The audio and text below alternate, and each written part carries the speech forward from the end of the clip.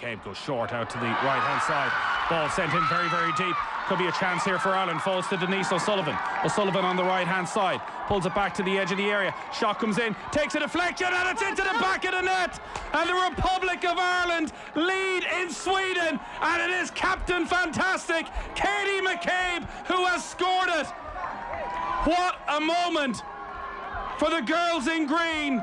They lead Sweden by 1-0, and it is Katie McCabe from the edge of the area. The deflected shot, a huge, huge goal for Vera Pauw's side just before half-time. Sweden 0, Republic of Ireland 1, Katie McCabe. Right, 7:31 this morning. We're reflecting on a 1-1 draw for the Republic of Ireland in Gothenburg, and I'm delighted to say we can go to Gothenburg. Aisling O'Reilly and Julianne Russell are with us. Nathan's with us as well. Aisling, you've got an amazing... Okay, sorry, we haven't got Aisling. Nathan, we were talking in the build-up to this game. We were very concerned about what was going to happen. We thought we were going to get hammered, and then we didn't. It's one of those, there's like just a little bang of early big jack-off. What's going on with the women's team at the moment? There's certainly a wave of momentum that's building behind this side, and a confidence in this team that they can go and take on anybody. They're incredibly well organised, very assured of their positions, and also brilliantly talented. Like, this is a team with players playing at a very high level, and you saw that last night. Even though Sweden, 10 of their starting 11 are playing in Champions League teams, when Ireland got the ball to Denise O'Sullivan, when they got the ball to Katie Taylor, they were as good as anybody on that pitch, and they always did the right thing. Denise O'Sullivan, it's just such a shame Ireland couldn't get her into the game more often. She had three times really she got in decent possession. 3 times she was fouled. Absolutely clattered. They knew exactly how good Denise O'Sullivan was going to be. Yellow cards been thrown out. And to go away to Sweden, the first time in, 12 years, I think, since Sweden dropped points at home in a qualifier, they look at everybody as minnows. They are one of the countries who copped on to the benefits of women's football a long, long time ago, who get to every single World Cup, who will head to the European Championship with genuine aspirations of winning it. And they were put under pressure. Ireland, when they got in their half, created a lot. Yeah, Sweden dominated the ball, as you would expect. But this was a performance that, firstly, would go a long way to getting Ireland to a playoff. But the confidence that they should take from this, that they're heading in the right direction, is absolutely huge. The Swedes are also banging on in the build-up about, so this is how you beat us, because we're so strong and so good. We can tell you how to beat us, and then you're not going to beat us. But then it was 1-0 at half-time. It was 1-0 up until like the 70-whatever minute.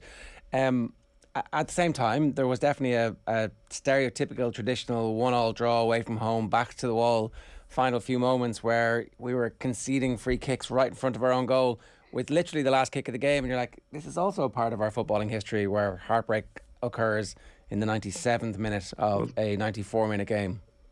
There's no greater Irish footballing tradition than a 1-1 draw away from home in a massive qualifier to just keep things rolling on and leave the final day of decision as far down the track as possible. But this was huge. Like, this was from a team who have been in a tough place over the last couple of years, who really should have qualified for the European Championship, who the heartbreak of that has lingered for a long time, and I'm sure will resurface this summer when all the other teams, many of whom Ireland are better of, are heading to the finals in England. To get results like this after the setback at home against Slovakia, it's a massive, massive point gained, and shows that against these sort of teams who they want to be playing at a World Cup, they have a way of setting up. They have a defence. I thought the defence at times last night were outstanding. Louise Quinn again, with all that experience, the ball was like a magnet to her for most of that second half. It was interesting in the build-up to the game. Vera Pauw was having a go at UEFA for the lack of games that the Republic of Ireland have had. I do wonder if there's a proxy there where UEFA is actually the FAI, and there's actually now an opportunity for the FAI to organise more games at whatever level for them. Maybe it's not full international level, maybe it's not a full capped game, but actually just making sure that an available group, as big an available group as possible, sometimes with your players who are playing abroad, depending on what the time of the year is, sometimes without those, but that there's like a widening of the pool of available talent who are being put through the rigours and tactical discipline of what it is to play for Ireland under Vera Pauw. And that's what they had ahead of this game. They went to the Pinatar Cup. All of the reaction coming out of that from the players was, it was Sweden, Sweden, Sweden. Every single one of the friendlies that they played was based around how they would set up tactically against Sweden, and also getting players more experienced. So Chloe Mustaki finally gets her Ireland debut in the Pinatar Cup, and then comes on, first ever competitive start for Ireland last night, and plays as well as she did. So you're right, more games is what Ireland need. And like, Vera Pauw has taken on very difficult friendlies. It meant that when Ireland were coming in to the first game against Sweden, that they'd been on a tough run. They got that friendly victory against Australia, but they'd been on a long run without a win, which was a very brave decision to make, considering what had happened against Ukraine and how that must have done such damage to that group of players. The easy and obvious thing would have been, actually, let's get a few winnable games. Let's try and move past Ukraine. But actually, Vera Pauw, the one thing she is always consistent on is trying to get players a consistent level. Not all of them are playing Champions League football like Katie McCabe, are playing at a really high level in America like Denise O'Sullivan. So she needs as much exposure as possible for these players at international level in good quality friendlies. And it does feel as though she is getting the back. Like, it's still only 5 years since Emma Byrne had to lead this team to the verge of strike. Like, it's not that long ago since this group were in a pretty dark place. But they have a big squad. I thought it was quite noticeable. This was a one-off fixture, but she had a massive squad. I think there was 27, 28 players in the squad at a time when, you know, there's always speculation around even the men's squad, and, you know, the 40-man squad of Trapattoni's days is gone, that there is almost limits on the amount of players that you should be bringing in for financial reasons, how many you can get in the plane, how many you want to pay for a hotel. So to be able to bring in 27, 28 players, have them for a good 10 days, like they've had a long training camp out in Abbottstown, and have everybody in the exact same wavelength, they need much, much more of that. And I'd imagine during the summer, when there is that one qualifier against Georgia, that Vera Pauw will be looking at another opportunity with other teams who haven't qualified for the Euros to go and play 3 or 4 more games and just ramp up the number of caps, because it was incredible last night watching Sweden. A lot of their players were in their 30s, but they had 3 players with over 150 caps. Yeah. And it makes a difference. It definitely makes a difference. Let's go to Gothenburg. Julianne Russell and Aisling O'Reilly are standing by. Ash, good morning to you. How are you? Good morning, Ger. How's it going? Your 3-1 prediction yesterday, I'm delighted to say, was completely wrong. I'm delighted too. I'm absolutely delighted. We actually spoke to Annie, a little girl who was flown over for her 7th birthday, and she said a 1-1 draw. She actually said that yesterday to us when Julianne asked her. So yeah, she was on the money. It was just incredible, an unbelievable atmosphere, especially after the game. It was funny to see both teams really celebrating and cheering and hugging each other, you know, because they were both so delighted with the result. And yeah, it was just magic for Ireland. You could really see what it meant to the girls and to Vera after the game. Julianne, put some context on it for us. Is this as good a performance as we've seen from Ireland? Look, I think the performance from a defensive wise, it was magnificent. For 90 minutes, they were just so focused and really kept the game plan.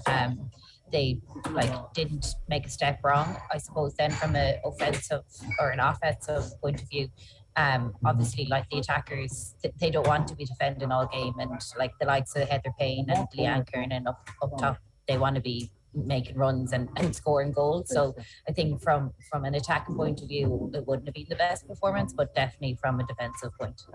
Can you see the work that's being done on the training ground? Can you see that paying off in the patterns of play and just the strength that they have at the moment?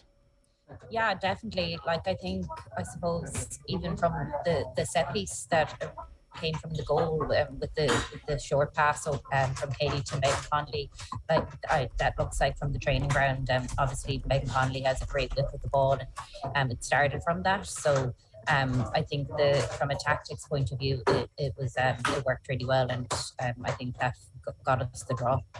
Aisling, we had talked about the fact that it's going to be a full house and the crowd and all that kind of stuff, but we could hear in the commentary there that it was relatively quiet after Ireland scored. What was the atmosphere actually like, and what, if any, impact did it have on our performance versus their performance? It was incredible. It really was. They had a lot of music and stuff playing beforehand. People were up on their feet dancing around before the game started, and even me and Julianne just spoke after the game just at how it didn't really impact Ireland whatsoever. And that was something we had spoke about prior to the game. Will it have an effect on the girls that there's so many people there? It's mostly Sweden fans. Will it have an effect on how they play? And it didn't seem to. I don't know. We thought it didn't really really at all, which was amazing to see, you know. But it was brilliant to have so many people in there. You know, over 12,000 fans was just incredible, wasn't it? It just ratchets up, like the attention ratchets up, the sponsorship ratchets up, the coverage ratchets up, the pressure as a result of that ratchets up. But what has happened as well, Julianne, is that the quality of the performance is getting better, that you're beginning to see a more mature team, a more capable team. And I guess the other part of this is we don't actually know how good they could be just yet because they're not finished. Yeah, no, look, absolutely. It's a journey, and like, as you can see from the results and the progress from the game to game is evident in the results. Like the girls are working so hard. Like the likes of most of the players are professional, so like they're really kind of stepping up to where the level is at. Obviously, Sweden, like, you could see they had so much possession, and like their physicality and just even like their patience on the ball, they are a level above us. But I think, like, as I said, we're on that journey, so we just need to keep progressing and keep going. All right, let's hear from Megan Connolly in the aftermath in conversation with Aisling. Have a look. Defensively, how tough was it out there? I just asked Katie. It was a dogfight, and you fought to the very end. Yeah, absolutely. You know, you don't get a second to kind of take a deep breath. They're constantly just relentless, putting the ball in, playing it wide, switching it back. Like, there's someone running on your shoulder, your other shoulder. So it's just a game of where we had to communicate, you know, for the whole 90 minutes. Again, everyone did that. Unbelievable. Same with Courtney in the back, kept us in it in a few times, and just really kind of helped us in front of her. But yeah, they were, as I said, they showed their quality for the goal, but I think for us, we gave it everything, and deserved what we got. Nathan, you might explain to us what happens next in terms of the qualifying. This is another opportunity for you to dazzle us with your knowledge. If you thought the Nations League was exciting, the playoffs for the Women's World Cup finals are incredibly convoluted and complicated. So all the group winners qualify. We know Sweden, they were celebrating last night because they have now qualified for the World Cup. All of the second place teams, the 9 of them, go into a playoff, the first of which will take place in October. So of those 9 teams, 3 of them are going to be seeded, the top 3 teams. So these go on the amount of points you've accumulated during the group stage. It's still too early to figure out whether Ireland will be in the top 3. If they win the remaining 3 games, they will have a decent opportunity, and they definitely have an advantage in that Ireland are in a 5-team group. For those in the 6-team group, your matches against the minnow, the 6-team, don't count. Or actually, Ireland's victories against Georgia, so the 11-0 and whatever they can do in Georgia will count for this, which is a big advantage. So if you're not in the top 3, you play a semi-final against one of the other teams, and then the winners of those 3 matches will play the top 3 seeded teams. And here's where it gets complicated. Only 2 of those 3 winners will qualify automatically.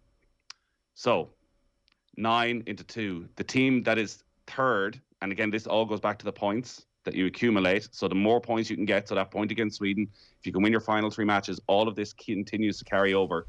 So of the 3 final playoff winners, the 2 with the top points total from the group stage qualify automatically for the World Cup. That is quite the wrinkle. The other team that are left over, they've got to go to Australia and New Zealand next February, when 10 teams from around the world, from all the different confederations, will go into a final playoff, and there are 3 spots available at that. From how many teams? And again, 10. So they're divided into 3 sections. It is going to be seeded. I would expect there's a very good chance the Republic of Ireland, if they were to end up in that situation, would be one of the 3 seeded teams. But you have to go through a semi-final and then a final, depending on how the draw works out in seedings and all of that. And then 3 teams will come through from there. So potentially you could have 3 more matches in the group stage, and you could have to play 4 playoff games to qualify for the World Cup. And what makes it particularly complicated is, obviously you won't know when you're, in all likelihood, at different stages as to where you are in the seedings. The easiest thing is to be one of those top 3 teams. In fact, the easiest thing is to be one of the top 2 teams. And then you know, if we qualify, if we win our 2 playoff games, we are in. Anything outside of that, and you're potentially in a situation where you're heading to Australia and New Zealand for a couple of weeks for what's essentially a warm-up tournament to get the final 3 places. So it's very difficult at the moment with the way the groups are going. Like the Netherlands, for example, at the moment are one of the second-place teams, but you'd expect the Netherlands will go on and win their group, so then Iceland will drop down. But it's certainly not straightforward. And I know a lot of people are talking about the Finland game at home and that importance, and should that be a game that they look at moving to the Aviva Stadium, and look what was done with the Clásico in Spain and how Barcelona were able to market that match and sell it out, and they've sold out their next match as well in the Champions League. I think for the Finland game, you played in Tala, and you sell out Tala, and then maybe for a playoff or a playoff final, that's where you go all in. And again, I'm sort of undecided on that. Unless you can guarantee you can sell it out, why bother? Why not? Maybe that's for down the track. Maybe that's for the next campaign. This one is about qualifying and giving yourself the best possible chance. And the players like Tala, they're used to Tala. Yeah, well, maybe having 7,500 and know it's going to sell out. Yeah, Julianne, what do you make of that? Because this is definitely going to start becoming more of a topic of conversation about a move to the Aviva. Like listening to Katie McCabe talk about Tala and how well the performances are there and what the atmosphere is like. I definitely see the benefit of having 25,000 kids at a game at the Aviva, but I also see the benefit of winning in Tala. So what's your take on it? Personally, I think we should stick with Tala at the moment. Like that's been our home ground for the last couple of years, and I think, like as you mentioned, the players are used to that pitch, used to the stadium, the surroundings. Like obviously it'd be amazing to play at the Aviva, but I don't think it's the right time yet. I think the game should be played in Tala, and then like potentially in the future look at the Aviva. But yeah, Tala for me. Yeah, it's not like us to get carried away after a 1-1 draw away from home, where we're like, let's sell out the Aviva. We haven't even qualified for the tournament just yet. But, yeah, that's the whole point of being a sports fan. We're allowed to get carried away, particularly this morning. Last one for you, Ash. Were there many Ireland fans over? Those who did make the trip, you were none of them were too confident, apart from the 7-year-old you were talking about yesterday. In the aftermath, were they hanging around? I guess you didn't get out of the stadium until quite late. Yeah, we were quite late getting out, but we met them all beforehand. They were brilliant, weren't they? They all waited around the square in Gothenburg. It was actually pretty amazing. And we got a football out and we all kicked around for a little while. We did a keep uppy challenge. Julianne was pretty good. Then there was some Swedish that got involved as well. And you should have seen them. They're actually exceptional. There was some girls that rocked up and they didn't even put their handbags down and they just started playing football, and like they literally were exceptional, weren't they? Yeah, no, it just showed like the culture of women's football in Sweden is massive. Like they were just kind of off the street, like still in their sunglasses and handbags. Just had passed the ball and off they went. Yeah. So all the Irish fans were in with them as well, and there was just a really great atmosphere. We met so many that come to all of the games, and they travel to the away games as well, which is brilliant because it's not easy to do that. And there was a little girl there, Kate, as well. She was amazing. She actually had trained with the Sweden team. She was telling us all about that as well. She was from Drogheda, I think it was. So it was just great to get to meet them all. All right, good stuff. Well, Ger, we should mention before you let them go, Ger, we did take a major risk sending Julianne over to cover this match. Julianne was actually on standby for the squad. Luckily, nobody got injured or got COVID. But I mean, for us, obviously for you, you were kind of. It would have been one of the great stories. I know. I had the boots in my hand luggage just in case. Yeah, we were waiting for half time, weren't we? Good stuff. Thanks a million for joining us live from Gothenburg Airport, as everybody can hear in the background there. And my thanks to the cleaner for being a starring member of the show this morning as well. OTB AM is brought to you live each morning by Gillette Labs for an effortless finish to your day. And a reminder, of course, that all of our coverage of the Republic of Ireland versus Sweden is with thanks to Sky, proud partner of the women's national team. Out, believe together, and we can go anywhere. Coverage is with thanks to Sky, proud partner of the women's national team. Nathan, let's talk a little bit more about, very briefly, some of the other stuff that has been going on. The Kinahan story we're going to come back to a little bit later on. The front cover, if you've missed it, of the Sun this morning is wanted, and it's the three Kinahans and a wanted poster. And it turns out they're now wanted, of course, by the American government. An incredible bombshell press conference yesterday. Bob Arum is going to be on Newstalk Breakfast this morning at about 8:05. We'll play a clip of that in the next hour, but he's basically saying he's cutting ties with the Kinahans. We should go back to the Champions League though, because last night I think Thomas Tuchel, even in defeat, did his reputation no end of good. Despite the fact he's a Champions League winner, there were some questions in the English media about this season and what's going on and the limp performance of the team in the first leg. But a very different team selection from him last night. Brave in many respects, completely rewarded, and very unfortunate not to knock Real Madrid out in the Bernabeu. Oh, this was one of these great Champions League games that we just take for granted, that every Tuesday, Wednesday night of a knockout stage, you're going to get an absolute classic. And one of those that by the end of the game, you completely forget as to what had happened and who had scored at the start of the match. It feels like so long ago. Chelsea were brilliant. Like, how they did not go through. They will be cursing themselves for that absolute lapse in the first leg where they put together the worst half an hour, 45 minutes that they've had under Thomas Tuchel and allowed Karim Benzema to come in, score a hat-trick, and it felt like kill the tie. But they came out, as you say, with just this brilliant attitude. They were relentless. Like the energy, the little bit of confidence maybe they picked up against Southampton at the weekend. And it was brave. Like Ruben Loftus-Cheek was not a player a lot of Chelsea fans might have expected to see start in a game of this magnitude. But, you know, the physicality that he was able to bring, the energy he was able to bring. I thought Kovacic, who I'm never quite sure of as a player, was exceptional. Kante just ran the show. And then Timo Werner. Geez, Timo Werner, maybe you felt that was maybe Timo Werner's moment to finally be the hero. Had the entire Real Madrid defence on their arses as he just shimmied his way through. But Madrid, it was too open. I think Chelsea were so all in, they just couldn't kill it then. They couldn't revert to, actually, we just need to hold on to possession here. We just need to slow it right down. We need to be as dull as we possibly can. And then Luka Modric stepped up, and John Giles tomorrow night is just going to be a 10-minute soliloquy in honour of the great Luka Modric, because that was one of the all-time passes. The more you watch it, the more you realise just how simple a finish it was then, because of the genius of the spin that he was able to put on that ball at that time. So it's one of those that Chelsea, I don't think, lose any face at all in going out at the moment to that Madrid side. And I suspect that Manchester City, if Manchester City can go through tonight, are probably a little bit happier to be facing Real Madrid than they are to be facing Chelsea in a semi-final.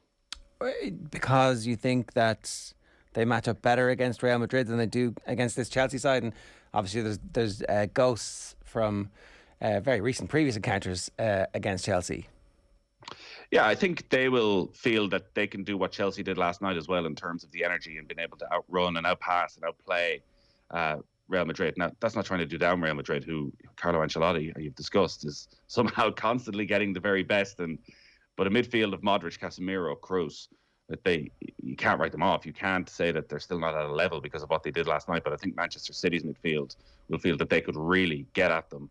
And if you can somehow keep Benzema quiet, which Chelsea did for long periods last night, you would have City as strong favourites. But then you'd have City as favourites to beat pretty much anybody. And would you be at the same time shocked if Atletico Madrid pulled off one of their moments and Pep Guardiola's outraged and there's a bit of scrap on the sideline and it's all kicking off at the end of this as City somehow go out in controversy against Atletico Madrid?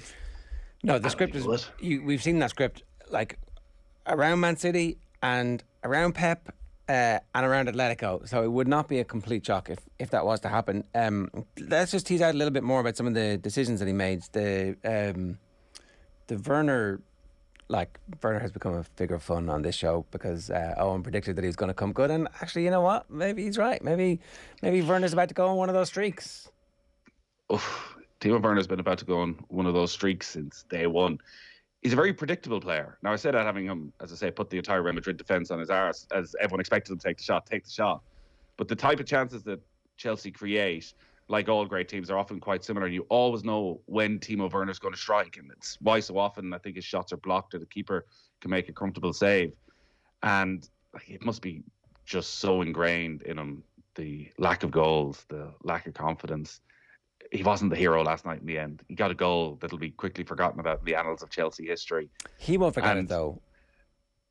He won't. Look, but I guess we've had too many false dawns with Timo Werner. It Well, was a great show of faith, and it was, I'm sure, down to his energy levels as much as anything. Like, it's a right kick in the ass. At the same time, from Chelsea's point of view, for Havertz. Havertz is there, but like Lukaku and players like this who Lukaku's just aren't gone. getting the opportunities. If Tuchel stays, if the new owners and Tuchel agree on a shared vision for the future, then Lukaku's gone in the summer, right? Probably. It'll be a massive loss, you would expect. They paid 100 million quid. Well, And he's Newcastle. been the biggest Come on disappointment now, Newcastle. biggest disappointment of the season. Pulisic is the one who you feel often comes in the big games. Like, they've so many options up front with Pulisic and Ziyech, and like all these top teams, they're doing a lot of rotation. Maybe they're doing too much rotation, that they have never been able to figure out what their best attacking force is. And if Timo Werner could get into the sort of form that got him the move in the first place, yeah, there's definitely a place for him in that, and maybe a new manager, or maybe Thomas Tuchel tries to change things. He gets a different type of striker to lead the line, and Thomas Tuchel can play just often. But I don't think Thomas Tuchel at this stage is going to be the long-term answer for Chelsea. Like Mason Mount was exceptional again, and you don't think Lukaku's going to be the long-term answer? Sorry, or Tuchel. I don't think Lukaku's going to be the long-term answer. Or I don't think Timo Werner is going to be the long-term answer. But either of them.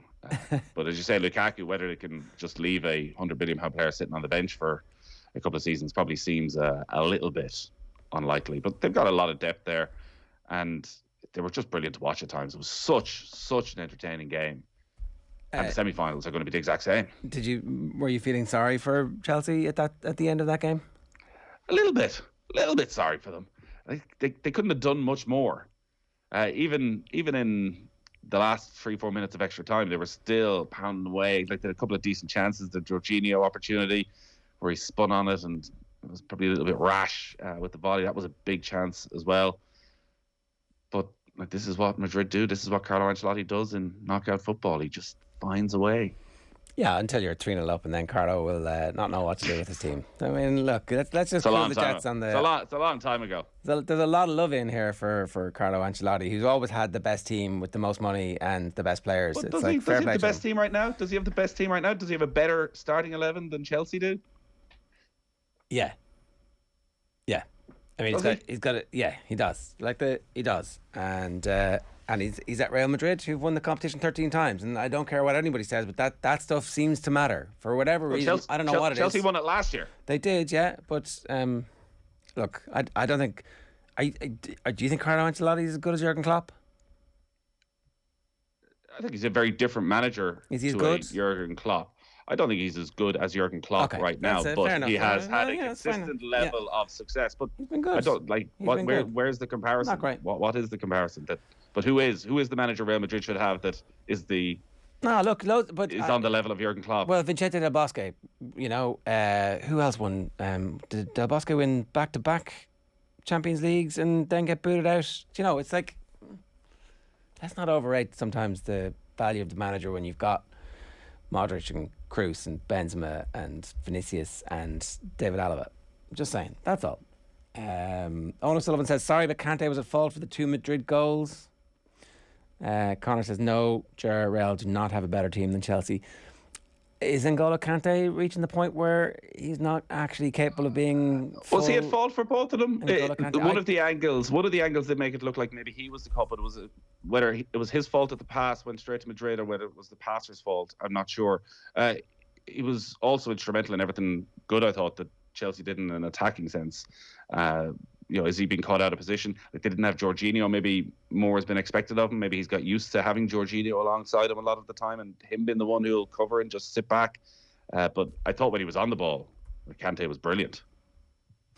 And there was also, again, much like, there's such fine margins in the Champions League. Like Marcus Alonso's handball, that's not given. It's always going to be given because it's not one of those rules where there's any debate for VAR. If the goal scorer, the ball touches his hand in any way, it's automatically a free kick.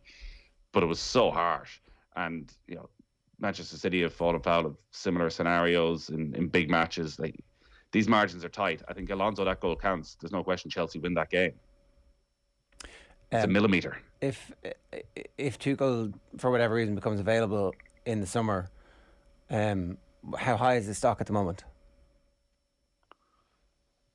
Incredibly high for a number of reasons. Firstly, the way he transformed Chelsea when he came in, the way he got them into a Champions League winning team. He can't have done himself any harm with how he's handled himself over the last couple of months with everything that's gone on at Chelsea. So he will have his pick of the best clubs in the world. You're saying he should go in at Real Madrid ahead of Carlo Ancelotti, that they would get rid of this guy after he leads them to yet another Champions League title. Champions Leagues, They're wasting their time with this guy. Boot him out and get Tuchel in. Like, Tuchel, whatever big job, he obviously won't go back to Paris Saint-Germain, you'd expect, but does he just stay at Chelsea and does he bide his time? Like, is he next in line at Manchester City? Is he next in line at Liverpool? It's hard to know, isn't it? I guess so much depends on how much money the new owners are going to be willing to put in. And what kind of level of autonomy he has in terms of squad building and team building, and how much of the backroom team ends up being associated with the previous ownership and their regime, because they were all reporting to whoever was working for Abramovich. So I don't know. It's up for grabs, I suppose. And does he go to Bayern Munich? Perhaps. This would always be a natural enough home for him. We should talk a little bit about that, because Villarreal are through, Bayern are out. This is not, I think, what people expected. It's not a massive surprise. Villarreal obviously have been successful in Europe, and I think we see the value of a long, deep run in European football over a couple of seasons, and getting good at winning knockout football matches. But the manner in which they did it, it's like them who scored the late winner to go through, as opposed to Bayern, where it feels inevitable that the German team, Bayern Munich, have come from 1-0 down. They're at home. All the advantages are in their favour, but they get caught out. Well, it's probably like a lot of people screen hopping between the two of them, and whenever you turned over, it was Bayern on the attack. Maybe much like Sweden last night, just a lot of possession, and the ball will be with Sané, and you're waiting for Sané or Gnabry or somebody to do something. And then they try and take on the fullback, and they'd end up just running it out of play, and nothing was quite happening for them. But I flicked over just in time for the Villarreal winner, and you're looking at the scoreline thinking, why are Bayern Munich so far up the pitch? Like, let this go to extra time, use all your experience, use the fact that you have a far better and deeper squad, and just beat them in extra time. But they were going all out clearly to try and win the game in normal time, Bayern Munich, and got stung on the counter-attack by Villarreal. And the story of Villarreal is well spoken about at this stage. A small town, but able to compete at the very, very top level, winning Europa League, backing it up by getting to a Champions League semi-final. It's only in maybe this part of the world where there are questions about Unai Emery because of what happened at Arsenal, but this is some body of work that he has managed to put together. And it's one of those now where if Liverpool can get through tonight, everyone says, well, you've had Benfica, you've had Villarreal, you couldn't have had a more straightforward route to a Champions League final. But like, Villarreal have that consistency of causing upsets. Like, they've just gone and done it against the Bayern Munich side who play somewhat similar to Liverpool in that they won't have all the ball, and they've gone about the business signing players with experienced players who've gone to England, much like Unai Emery, who've gone to England and it hasn't quite happened for, and who are probably written off a little bit, but ended up going to England in the first place because they'd had a brilliant run in their team and got big moves, whether it's Giovanni Lo Celso, who actually I thought was one of Tottenham's better players over the last couple of years and had done quite well. Like, they signed Danjuma, like, he's one of the real stories, coming in from Bournemouth last summer, where he absolutely lit up the Championship last season. Sort of thought he'd end up at one of the top Premier League teams. They go in and they get him. Like, Pau Torres decided to turn down Spurs during the summer, so want Foyth. I'm sure Tottenham fans are looking at him going, who is this guy? Who, never really got a chance at Tottenham. So he has pulled together, it's too harsh to say they're a group of misfits, but he is a manager who's clearly able to work with any group and bring them on a level once he's given a bit of time. Is there anything in what happened last night that gives Liverpool a little bit of pause and concern that there's a strong chance they'll be a little bit complacent, as you would naturally be as a human being with a significant lead at home, one of those great European nights, blah, blah, blah, we're going to cruise through this. Benfica aren't a team of mugs. They're not the best team we've ever seen coming from Portugal playing in the Champions League. Not even the best team that we've seen come from Portugal in the Champions League in the last decade, not to go all the way back to Mourinho. But is there any bit of them looking at, Real Madrid had this game totally sewn up against Chelsea, and Villarreal, well, they shouldn't really be beating Bayern, but it's okay, we're going to be grand, because they haven't been great in these situations, as in they've allowed teams to score against them in these very same situations in Europe, and you're like, they make a bit more of a game of this than they need to. Well, and at this time of the season, when there are so many big matches, you think about when these fixtures are coming. So Liverpool, tonight they play Benfica. At the weekend they play Manchester City. Next Tuesday they play Manchester United. The following weekend they play Everton. Then they will play, if they win tonight, Villarreal. So if they keep winning those games, the Premier League is just going to be absolutely relentless. So maybe there is a slight taking your eye off the ball. Like Liverpool, they're rarely complacent, though at times in games they seem to have 10, 15-minute spells where they get a little bit sloppy and they allow teams to score. And Liverpool can't afford the way they play the high line, the real high press, that if they get sloppy, they're always going to give up an awful lot of chances because suddenly players are breaking the offside trap. And that's how most of the opportunities come against Liverpool. It's a Champions League semi-final. Are you going to be complacent in a Champions League semi-final? I think Villarreal are there for a reason. So they will bite you in the ass if you let them. So I'm talking about the Benfica game tonight. I don't think so. I don't think there's any complacent against Villarreal, but I think 2-0 up. Like, can you see a scenario where it's 0-0 and Benfica score in the 60th minute? No, I think Liverpool will. I think Liverpool will score. I think Villarreal are at a different level to Benfica, and that third goal was such a game changer from a Liverpool point of view. In that, I'd imagine they will make changes. Well, how tonight. many? Not substantial changes. I would expect Diaz will come in and start. Probably a change in midfield. Thiago played last week as well, so you would expect that Thiago will drop out. Maybe Curtis Jones comes in, or Naby Keita often plays a lot of the big games in Europe. Maybe even two of the midfielders swap out. A bit of rotation at the back. Kanate might start again instead of Matip. That's probably it. One of the front three. Maybe he takes a real risk and brings Firmino in and drops two of the front three. But City at the weekend is going to be a rotational game as well, even if it is a cup semi-final. Do you think so? I think so. You've got Manchester United coming on Tuesday night in the Premier League. Again, but Liverpool, because of the depth, like rotation is a different thing for them now. You know, they're not bringing in Nat Phillips at the back as a bit of rotation. Like, Kanat has been exceptional every time he's come in.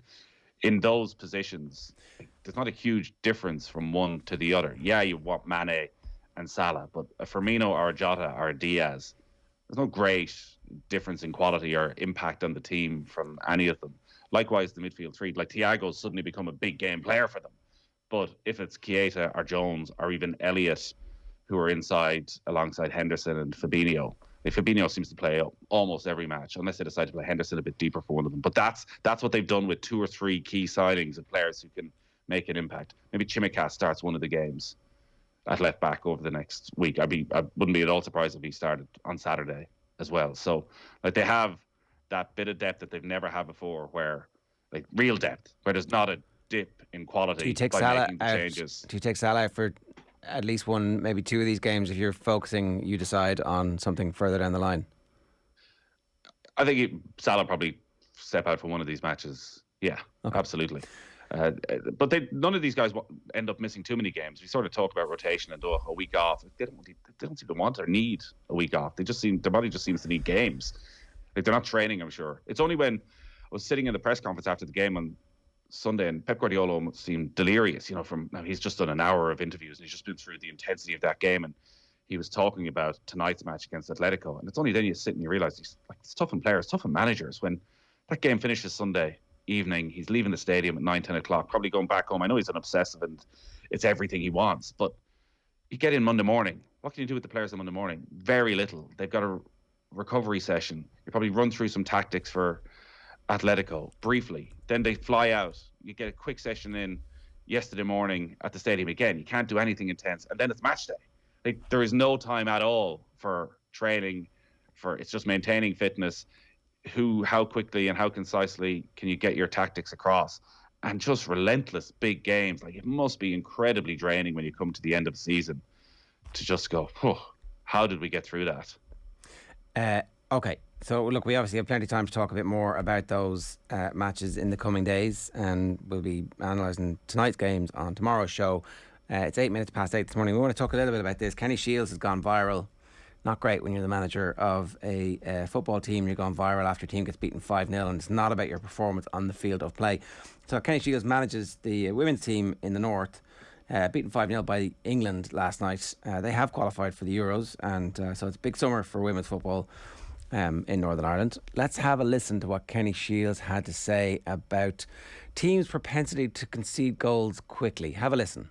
I thought they were struggling a wee bit at times to open us up until the psychology of going 2 up. In the women's game, you'll have noticed, I'm sure you will, if you go through the patterns, when a team concedes a goal, they concede a second one within a very short period of time.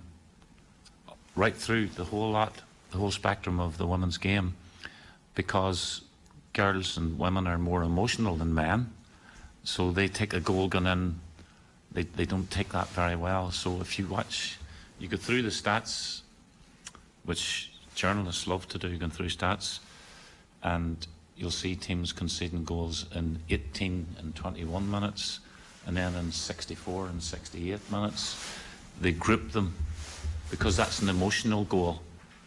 So we conceded in 48. We should with 3 and 7 minutes, was it, or 3 and 9 on Friday, and we were conscious of that.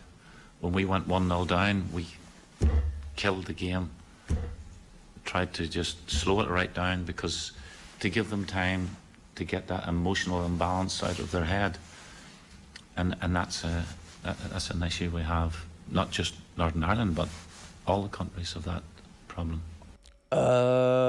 Kenny, what are you talking about? I read these quotes late last night, but when you hear Christ. it's 10 times worse.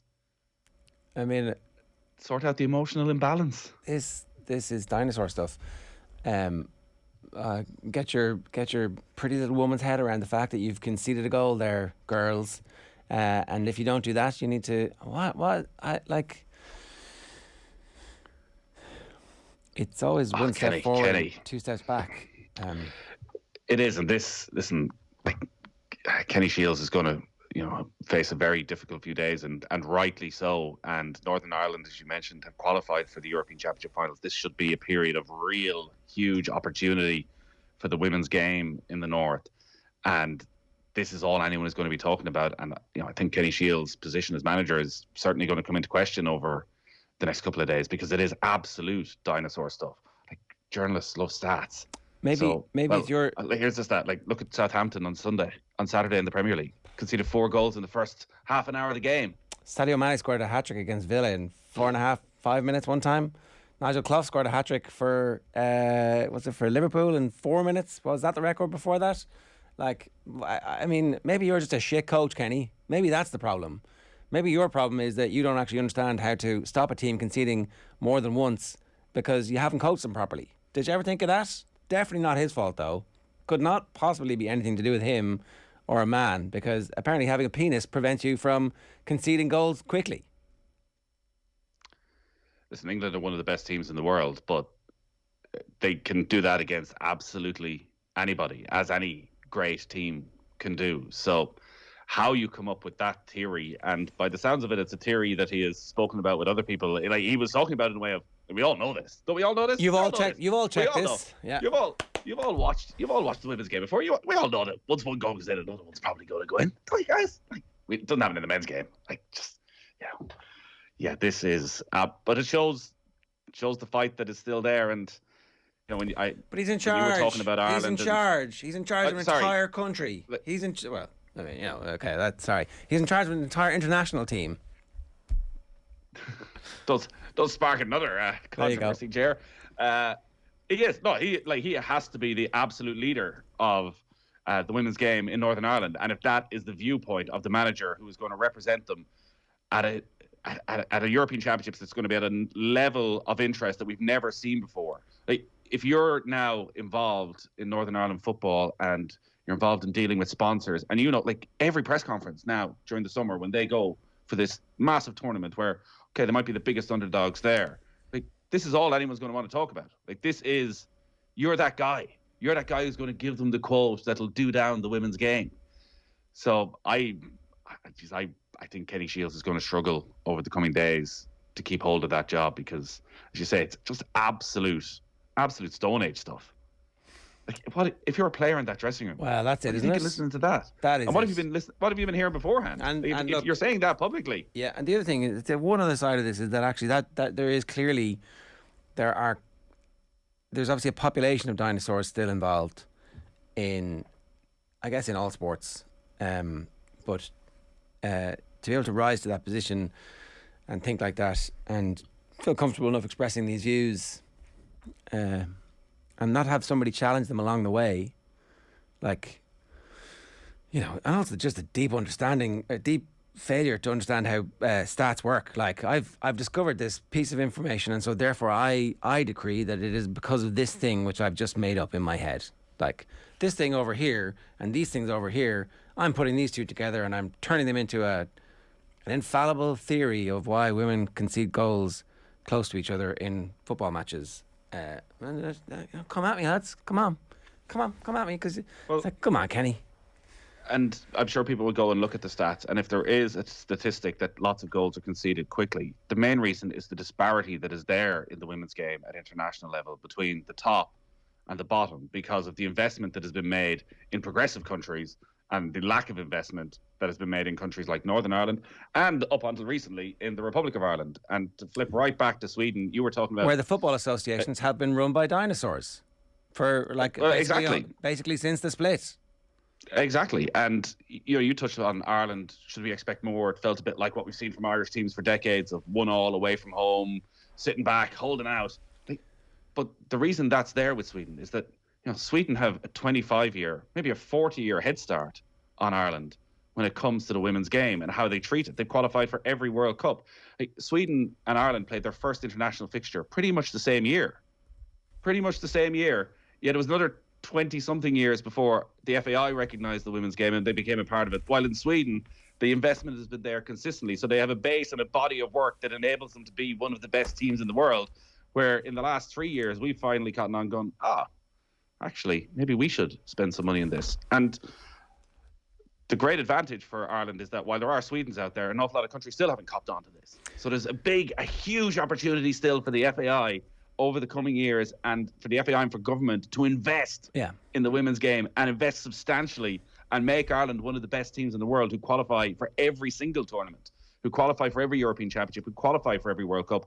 And that can be done. That can be done just by investing lots and lots of money. So, yeah, there's as much as we're patting everyone on the back, there's a long way to go on lots of parts of it. And Kenny Shiels, dear God.